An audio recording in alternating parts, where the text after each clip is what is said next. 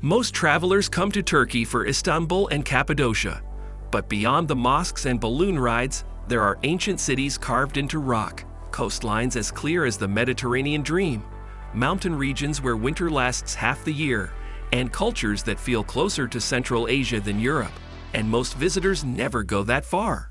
Turkey isn't one story. It's a crossroads that never stopped shifting. Every region offers something distinctly different, sometimes within a few hours' drive. The question isn't whether Turkey has diversity. It's whether travelers take the time to see it. Most don't. They land in Istanbul, photograph the Blue Mosque, fly to Cappadocia for sunrise balloons, then leave thinking they've understood the country. What people think Turkey is. When people picture Turkey, they imagine Istanbul. Domes, call to prayer, narrow streets, tea glasses clinking.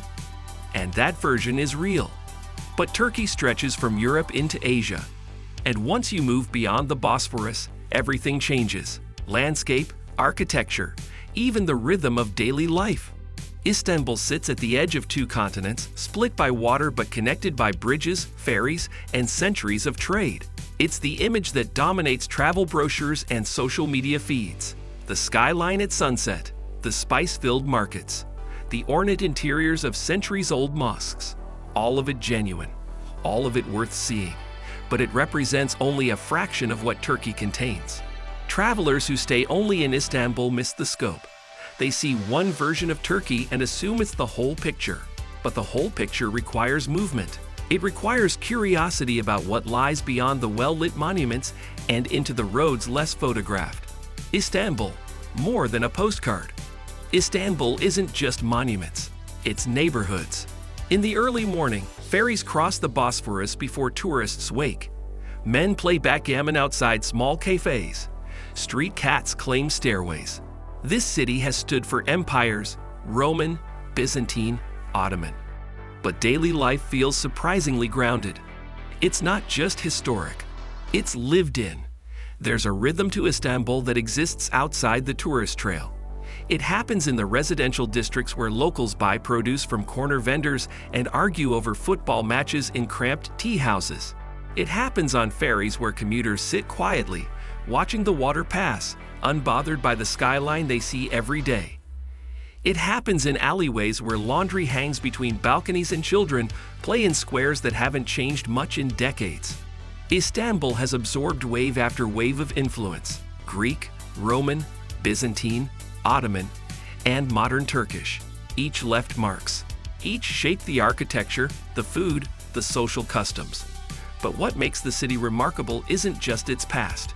It's how people continue living inside that past, treating ancient structures as part of the landscape rather than relics to be admired from a distance. Cappadocia, stone landscapes and underground cities. In Cappadocia, the landscape looks unreal. Soft volcanic rock has been carved into homes, churches, and entire underground cities. Some of these tunnels descend 8 levels below ground. This isn't decorative architecture. It was survival. And even today, people still live inside carved stone. Cappadocia's fairy chimneys rise from the earth like natural sculptures, formed by volcanic eruptions millions of years ago and shaped by erosion ever since. But what makes this region extraordinary isn't just geology. It's how humans adapted to it. Instead of building on top of the rock, they carved into it. They hollowed out homes, storage rooms, chapels, and monasteries.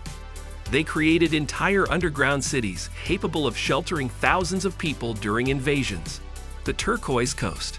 Along Turkey's southern coast, the water turns impossibly clear. The turquoise coast stretches for hundreds of miles. Ancient ruins sit above beaches. Tombs are carved into cliffs. You can swim in the morning and walk through a 2,000-year-old city in the afternoon. This is where Turkey feels Mediterranean, but layered. The turquoise coast follows the shoreline from Antalya to Fethiye and beyond, where mountains meet the sea and small harbors shelter wooden boats. The water here earns its name. It shifts between shades of blue and green depending on depth and light, so clear you can see fish moving below the surface from above. The coast also supports small fishing towns where life moves slowly. Markets open early. Boats leave at dawn. Restaurants serve fish caught that morning, grilled over charcoal and served with lemon and bread. Tourism exists here, but it hasn't overwhelmed the rhythm of daily life. The turquoise coast remains a place where ancient history and natural beauty coexist without competing for attention. Most visitors leave Turkey thinking they've seen it, but the deeper you explore, the more it shifts. If you're drawn to destinations beyond the obvious, this channel is built for that. Eastern Anatolia, the unexpected Turkey. In Eastern Anatolia, Turkey feels different again. Mount Ararat rises near the border, snow-covered for much of the year. Lake Van stretches wide and blue against open plains. The culture here reflects Kurdish and regional traditions. It's quieter, colder, more remote. This is a side of Turkey few international travelers see. Eastern Anatolia occupies the high plateau where Turkey borders Armenia, Iran, and Georgia. The elevation keeps temperatures low. Snow covers the ground from November through April in many areas. Mount Ararat, the country's highest peak, dominates the horizon, a solitary volcanic cone wrapped in glaciers and local legend. Food beyond kebabs. Turkish food changes region to region. In Istanbul, street vendors sell simit rings covered in sesame. Along the coast, seafood dominates. In the southeast, spices deepen and dishes become richer. Meals are rarely rushed. Tea is poured constantly. Food here isn't a performance. It's part of the social fabric. Tea appears constantly, offered in small tulip-shaped glasses, poured strong and dark, sometimes sweetened but often not. Refusing tea can feel like refusing hospitality. It's how conversations begin, how deals are made, how time is shared. Food in Turkey isn't just fuel. It's how people connect, how traditions are passed down, and how regional identity is expressed. Daily life and hospitality. In smaller towns, hospitality feels direct. You're often offered tea before anything else. Markets open early. Conversations last longer than expected. Religion is visible, but daily life blends tradition and modernity naturally. This is a country balancing identities. Turkey doesn't fit neatly into categories. It's secular by law, but religious in practice for many. It's geographically Asian but culturally influenced by Europe. It's ancient but rapidly modernizing. These contradictions don't create conflict as much as they create layering. Daily life reflects all of it: tradition, faith, progress, pragmatism, without needing to choose one over the others. Why travelers are looking beyond Istanbul. Turkey has grown in popularity again. Better infrastructure connects regions once considered remote. Travelers are starting to explore hiking trails like the Lycian Way. Coastal towns offer slower living. Mountain villages offer perspective. Instead of rushing between landmarks, more visitors are staying longer. Turkey's tourism landscape has shifted.